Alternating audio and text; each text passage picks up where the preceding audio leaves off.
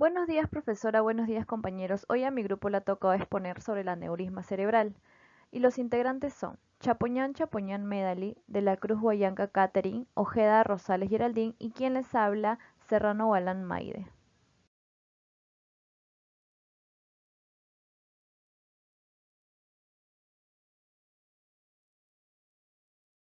Introducción.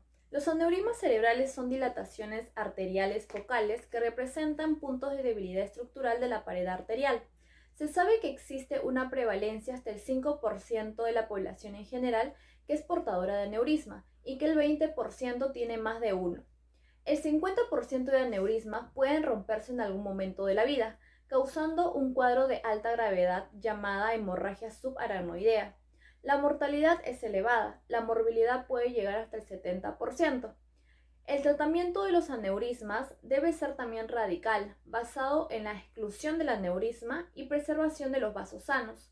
Con ello se busca anular el potencial peligro de hemorragia cerebromeningia y sus complicaciones. También se debe saber que el aneurisma más común es el aneurisma sacular y que las personas que más prevalencia tienen de sufrir aneurismas son las mujeres.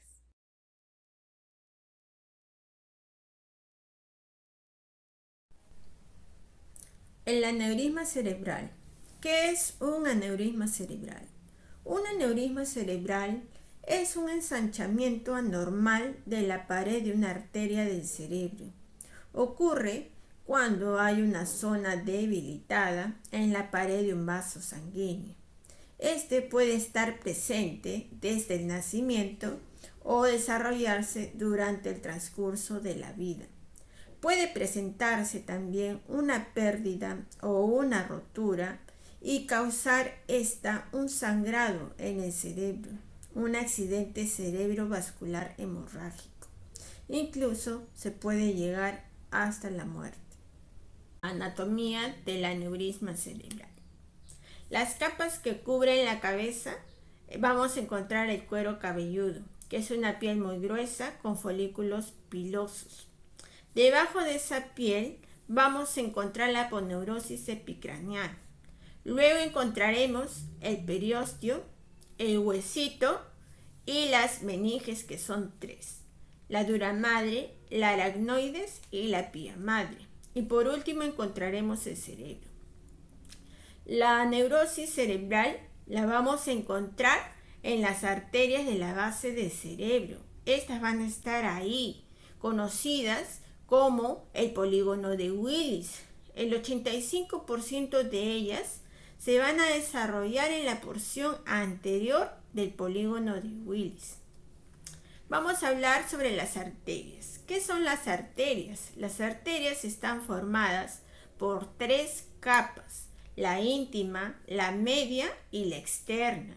Cuando se produce un aneurisma, va a darse por la debilidad de la capa media, que no existe, formándose un globo que puede sangrar y provocar un derrame cerebral. Clasificación. El aneurisma cerebral se va a clasificar por su forma. Vamos a tener el aneurisma sacular, que estas se van a presentar como un abultamiento esférico, un globo o saco de la pared arterial en forma de cereza. Estas van a estar unidas al vaso por un cuello bien definido de pequeño diámetro. Estas también se van a dilatar solo en un lado de la arteria. Las aneurismas fusiformes se van a presentar de una forma muy alargada, tortuosa, que va a variar en diámetro y longitud. Estas no poseen un cuello definido y se va a dilatar en ambos lados de la arteria. El aneurisma pseudoaneurismo o disecas, estas se van a describir como una luz o una disección en el lado interior de la pared arterial.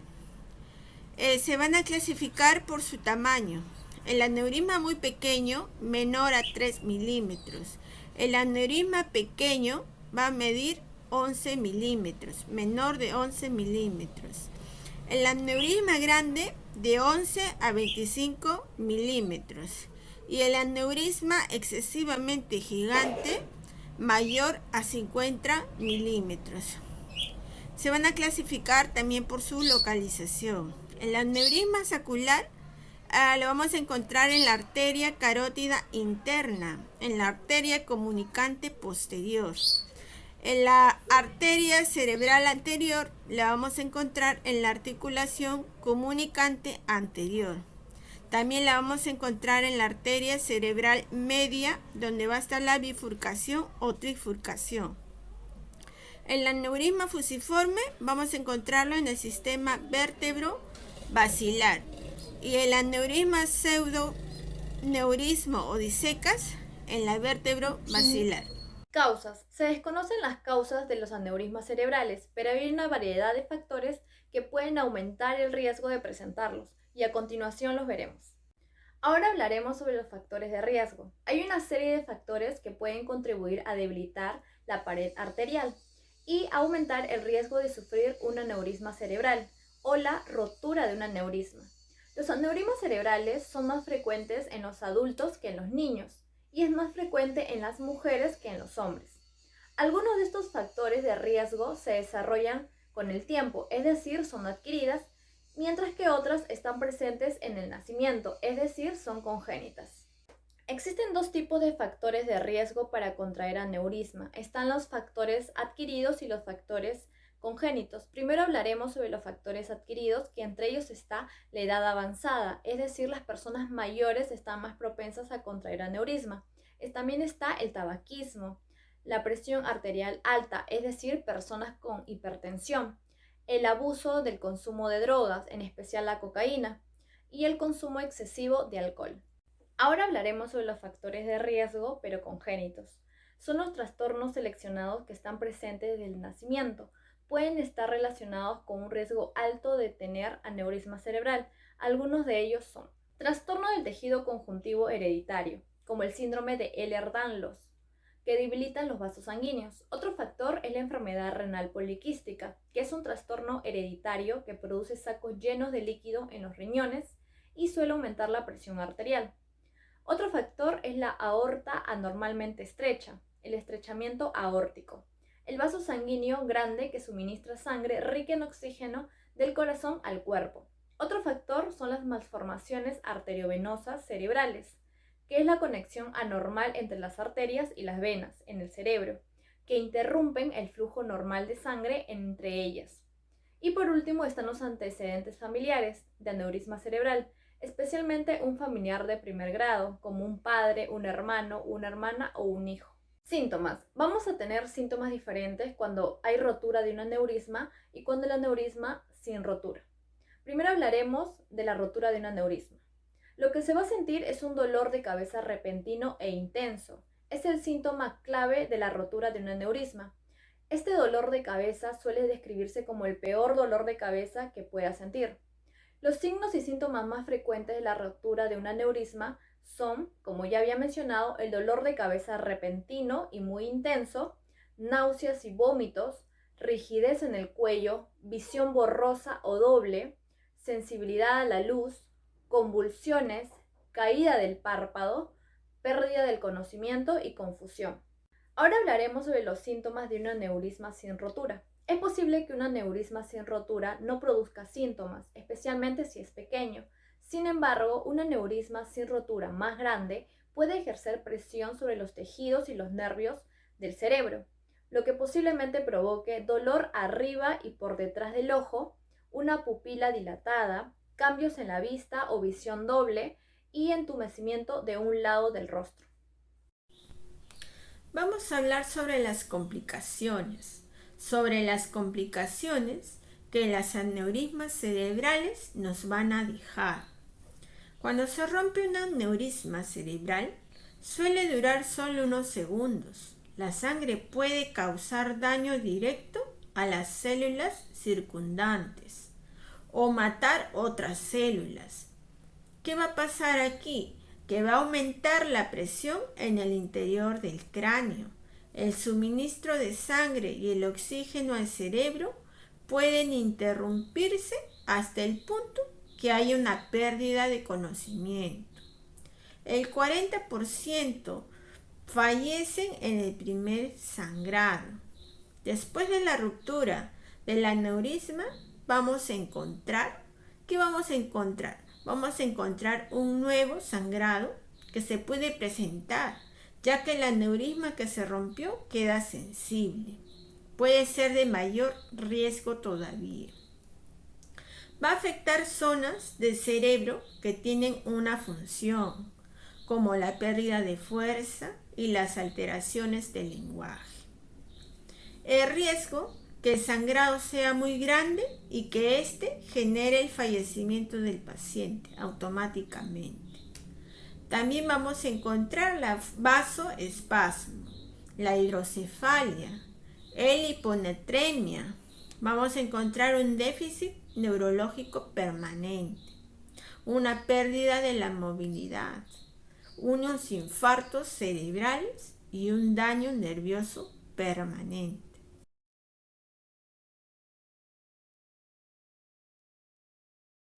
El día de hoy voy a explicarte un poco de cómo diagnosticar si tienes una aneurisma. ¿Sí? Normalmente las personas que se realizan estos tipos de exámenes son personas que sufren un dolor intensamente y repentinamente de cabeza, ¿sí? Y también tienen algunos síntomas posiblemente relacionados con la aneurisma. Así que empezamos y ahora les voy a explicar cómo se diagnostica. Bueno, empecemos entonces. Una de las primeras pruebas que se realiza para poder determinar si hay sangrado en el cerebro o en este caso aneurisma es la tomografía computarizada. Como podrán ver, acá hay dos imágenes. Tenemos la imagen A y la imagen B. En la imagen A es una tomografía computarizada pero sin contraste, y en la B y en la letra B es con contraste.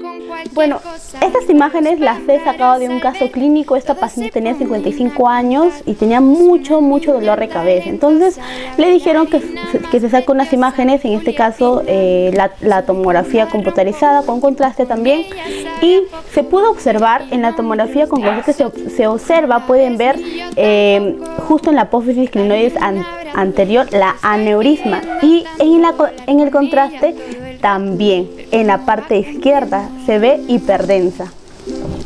Ahora les voy a hablar de la angiografía por tomografía. ¿Sí? Es muy interesante, ya que vamos a usar un tinte de contraste que se va a inyectar en los vasos sanguíneos, y vamos a tener la oportunidad de poder diagnosticar y evaluar enfermedades también en los vasos sanguíneos, ¿no? Y en este caso nos va a ayudar a poder ver si tenemos una aneurisma, ¿no? Entonces aquí tenemos dos imágenes, ¿ya?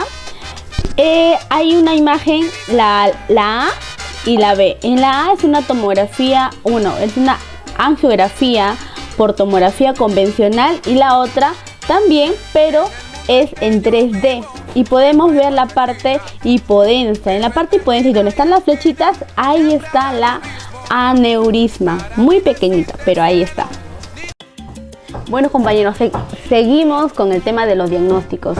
Sí, voy a explicarles sobre la resonancia magnética como un diagnóstico para poder determinar si hay una aneurisma. En este caso voy a profundizar un poco más en la angiografía por resonancia magnética. Bueno, en este caso, en la angiografía, lo que se va a usar también, se va a usar un líquido o un tinte de contraste. En este caso, como ya hemos aprendido, en la resonancia magnética se usa lo que es el gadolinio. Les quiero contar algo que he aprendido ahora, y de verdad que es muy importante que lo sepamos. Bueno, en este caso lo que estoy mostrando ahora es dos imágenes, ¿verdad? Una imagen que es de una angiografía por resonancia magnética, y la otra imagen que es una angiografía cerebral. ¿Qué diferencia hay? Y en ese estudio que se ha realizado dice que una angiografía por resonancia magnética es muchísimo mejor y se ha asimilado en sus resultados tal cual como podría dar una prueba de angiografía cerebral, y es muchísimo mejor ya que no es tan invasiva como la angiografía cerebral, ¿no? Ya que en la resonancia solamente se usa ondas magnéticas que no afectan como las radiaciones, ¿no? En este caso la angiografía cerebral se usa eso, ¿no? Y también se usa un contraste que también afecta nuestro cuerpo, y ahí les quiero explicar. Dice, cuando nos aplicamos, ¿no?, la angiografía cerebral, es la exposición a las radiaciones ionizantes y la nefrotoxicidad de los medios de contraste iodados que se administran en la angiografía convencional daña pues nuestras arterias, ¿sí? Y también nuestro sistema renal. Entonces este es un plus que le quería dar y quería compartir con todos ustedes. Entonces aquí tenemos dos imágenes como les comentaba, y podemos ver que la lesión está en la arteria comunicante posterior de la derecha, ¿no? Hay una parte hiper intensa, ¿sí?, en la derecha, y ahí podemos ver que está la aneurisma. Bueno, entonces ahora le voy a hablar de una angiografía cerebral. Quiero aclarar que esta prueba es más invasiva que otras. Por lo general se usa cuando las pruebas o las otras pruebas de diagnóstico no nos brinda suficiente información, ¿sí? Entonces, como es invasiva, es mejor que sea la última. Bueno, ¿cómo se realiza esta prueba de diagnóstico? El médico va a insertar un tubo delgado y flexible, o sea, un catéter por una arteria grande. Normalmente es en la ingle, ¿ya? Y pasa por el corazón hasta llegar a la arteria del cerebro. Inyectan un tinte de contraste, ¿no? El contraste iodado, ¿ya?, especial, y se va a inyectar por el catéter y va a llegar, ¿no?, hasta el cerebro. Entonces, en las imágenes de rayos X se puede revelar detalles sobre el estado de las arterias y detectar lo que es la aneurisma. Aquí tenemos dos imágenes, la A y la B, y podemos ver unas flechitas que señalan la aneurisma, ¿no? Está radiolúcido, ¿no? Está radiolúcido, y eso es la aneurisma. Gracias. Ahora le voy a explicar una prueba que se realiza si en caso en la tomografía no han podido encontrar la aneurisma. Entonces el médico va a solicitar un análisis del líquido cefalorraquídeo, ¿sí?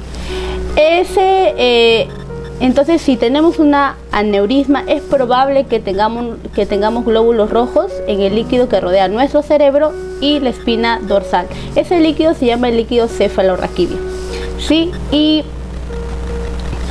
el procedimiento es que va a extraer líquido cefalorraquídeo de la espalda con una aguja. Se llama la punción lumbar. Y como vemos, tenemos la imagen ahí donde se está realizando, y si hay una cantidad mayor de lo normal, posiblemente aneurisma. Y lo más importante es la preparación. ¿Cómo tienes que ir?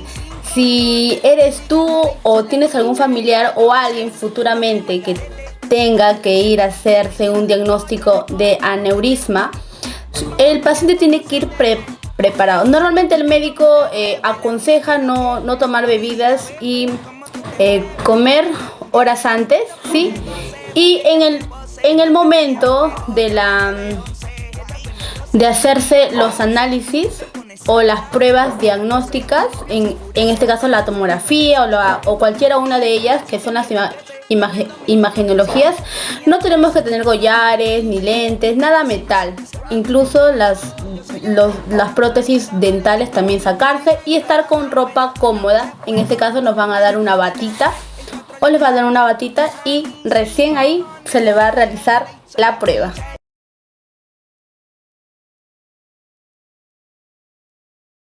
Bueno, ahora voy a explicarles sobre los tratamientos. La verdad que a mí personalmente me ha sorprendido estos tratamientos. Es increíble cómo es la medicina.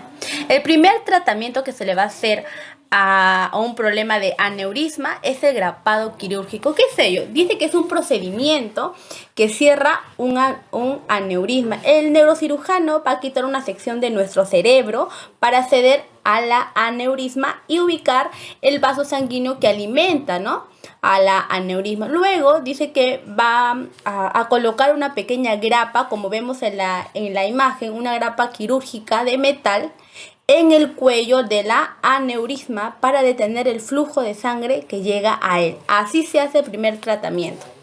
Bueno, ahora voy a explicarles de los desviadores de flujo, ¿sí?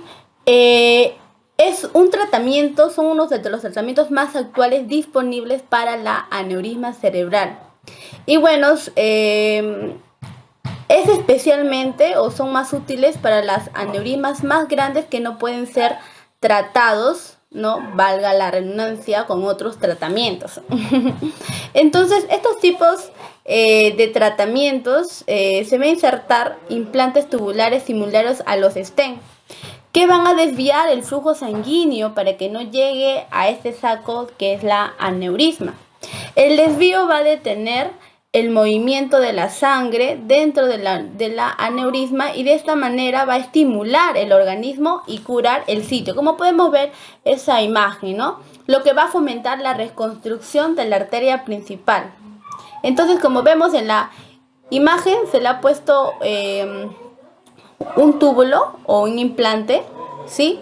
Y esto va a hacer que la sangre no llegue a este saco de aneurisma. Bueno, el otro tipo de tratamiento es la embolización endovascular. Es increíble, es increíble. Dice que es un procedimiento menos cruento, o sea que muestra menos derramamiento de sangre. ¿Qué es lo que va a pasar? El cirujano va a insertar un tubo de plástico, ¿ya?, de catéter en una arteria, por lo general es la femoral, que es la ingle, y lo va a pasar por todo el cuerpo hasta llegar a la aneurisma. Luego lo que va a hacer, va a usar un alambre, ¿ya? Un alambre que es de aluminio, ¿sí? Es un espiral, ¿sí?, que va a llegar también hasta la aneurisma y va a ser como espirales en la parte de la aneurisma. Esto va a detener el flujo sanguíneo y básicamente va a sellar el aneurisma desde la arteria. Es increíble la manera como es que se realiza estos tipos de tratamientos. Bueno, ahora voy a hablar de lo mejor, que muy pronto me volveré una especialista, que es la terapia física y rehabilitación. Bueno, como sabemos, la aneurisma va a causar un daño cerebral por hemorragia subaracnoidea y eso va a requerir fisioterapia, ¿no?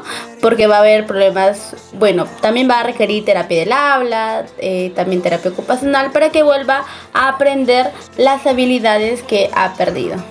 Dentro de las actividades importantes, dentro de la terapia física, vamos a poder hacer movimientos, ¿sí? Vamos a mejorar la movilidad, también vamos a hacer estiramientos, vamos a recuperar fuerza, vamos a hacer ejercicios de coordinación, también de equilibrio, ¿sí?, y reeducación de la marcha.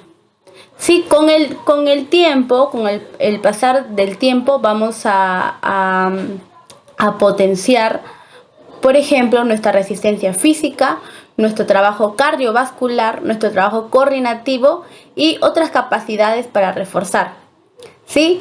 Pero eso va a ser durante el tiempo de las sesiones. Es muy importante, si ya, por ejemplo, si ha causado problemas muy severos neurológicos, los 6 primeros meses es muy importante, ya que tenemos que sacarle el provecho, ya que en ese tiempo podemos recuperar los movimientos.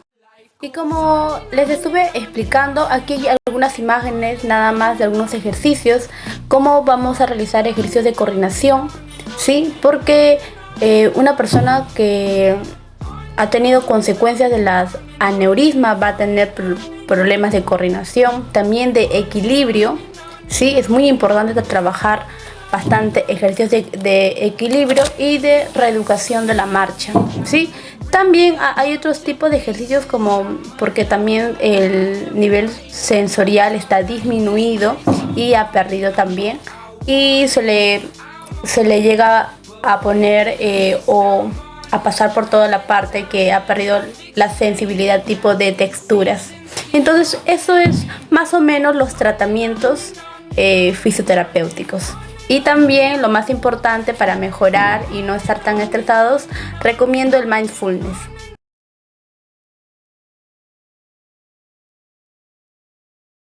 Caso clínico: mujer de 66 años de edad acude por emergencia por hormigueo, visión borrosa del ojo derecho durante el mediodía. Los síntomas persisten al ingreso del hospital y previamente el paciente se encontraba orientada, estable, sin episodios previos. Sus antecedentes personales, que tiene aneurisma cerebral del lado derecho, que es diagnosticada en 2001, hipotiroidismo en el año 2014 y una apendicectomía sin complicaciones que tuvo éxito en la operación, fue en el año 2018. En sus antecedentes familiares, tiene mediante sus tíos que son hipertensos, diabéticos, y el padre falleció de sobrepeso e hipotiroidismo, y también en la cual es hipertenso. La madre consumía de bebidas alcohólicas. En la exploración física, piel y mucosas hidratadas y con un estado regular, en la cual sus signos vitales son estables, excepto su presión arterial, que es de 140/80 milímetros de mercurio.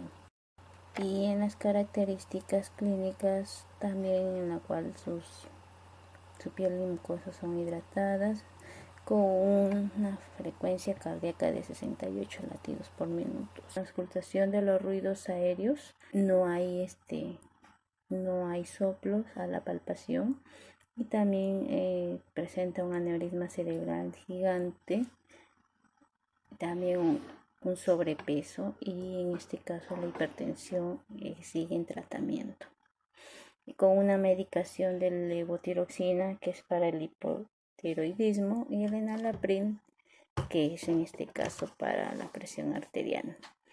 En la anamnesis, el paciente refiere que tiene una visión borrosa en el ojo derecho, en la cual a la exploración neurológica se destaca una parestesia, con antecedente de un aneurisma cerebral en el año 2001.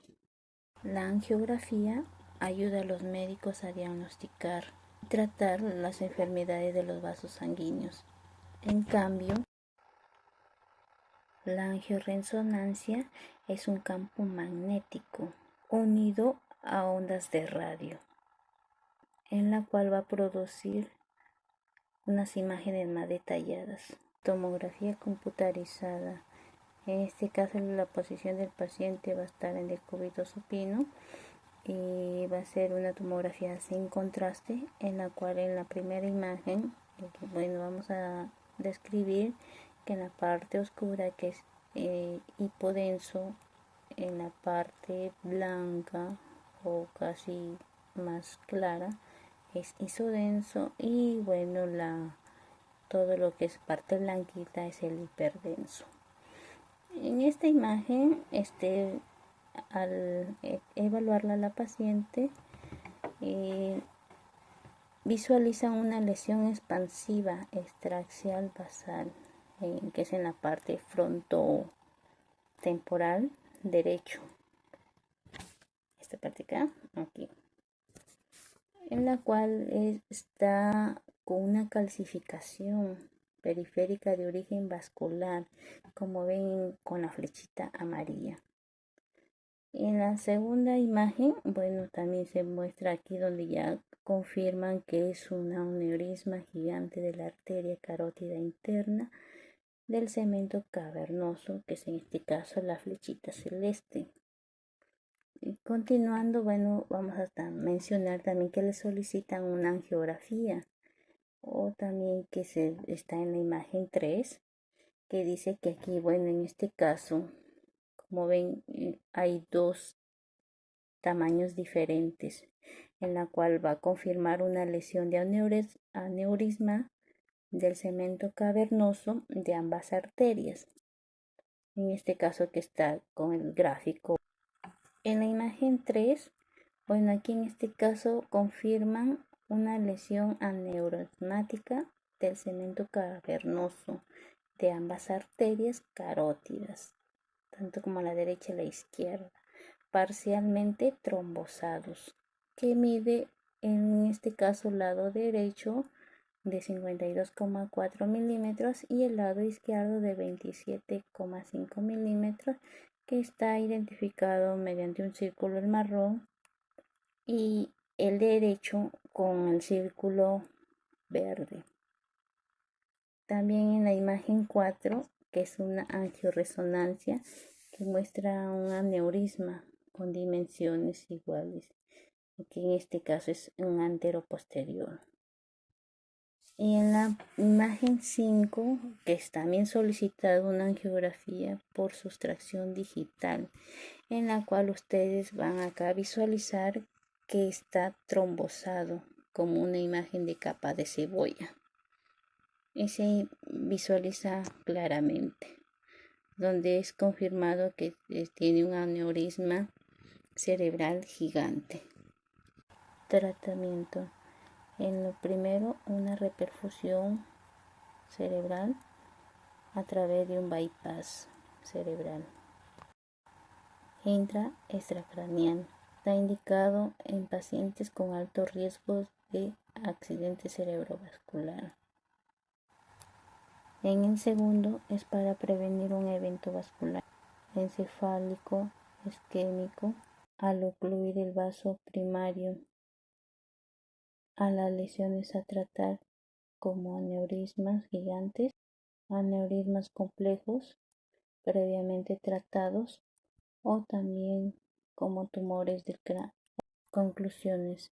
El aneurisma cerebral está caracterizado por la debilidad de los vasos sanguíneos del cerebro, que se inflaman y se llenan de sangre en la parte inferior del cerebro y la base del cráneo. Punto clave de la ruptura de un aneurisma es por un dolor de cefalea intenso y repentino, clasificado por diferentes tamaños, formas, como el aneurisma sacular de la pared arterial ubicado en la base del cerebro.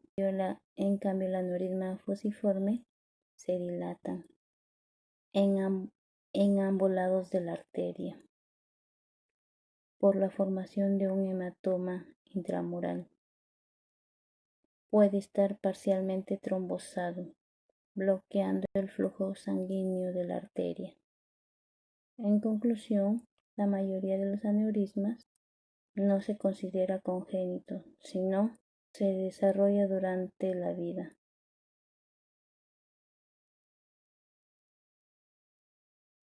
Continuando con la exposición, para prevenir se debe evitar el consumo de alcohol, de drogas ilícitas como la cocaína, el tabaco, consumir una dieta saludable bajo en grasas y lo más primordial es el control o monitoreo de la hipertensión.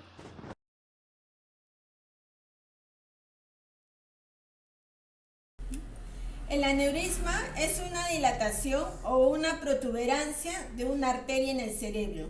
Esta arteria va a estar conformada por 3 capas, la interna, la media y la externa. El aneurisma se produce porque un vasito pierde alguna parte de su capa muscular. Comienza a perderla y comienza a dilatar. Y se forma un globito que es débil porque tiene solo 2 capas. Va a ir dilatando hasta que se da la ruptura del vaso y va a provocar una hemorragia cerebral, un daño irreversible. Este de acá es un aneurisma que se ha formado dentro del cerebro y se va a reventar, va a ocurrir una ruptura y se va a dar una hemorragia cerebral. Datos importantes. Los aneurismas cerebrales son más comunes en mujeres. Los aneurismas cerebrales ocurren más comúnmente en adultos de 35 a 60 años. El diagnóstico y tratamiento oportunos y exactos son importantes para asegurar buenos resultados. Aproximadamente el 15% de los pacientes con un aneurisma roto mueren por el sangrado rápido y severo en el cerebro. Pero de aquellos pacientes que sobreviven a un aneurisma roto, casi la mitad tendrán algún tipo de discapacidad permanente. Alright, let me show you how to do this dance. Jump, there you go to bed. Hey, hey, hey, clock, diddy, with the left leg, and then you boom, ding, solo low, hit 'em with a low, then you're gonna network, then you boom.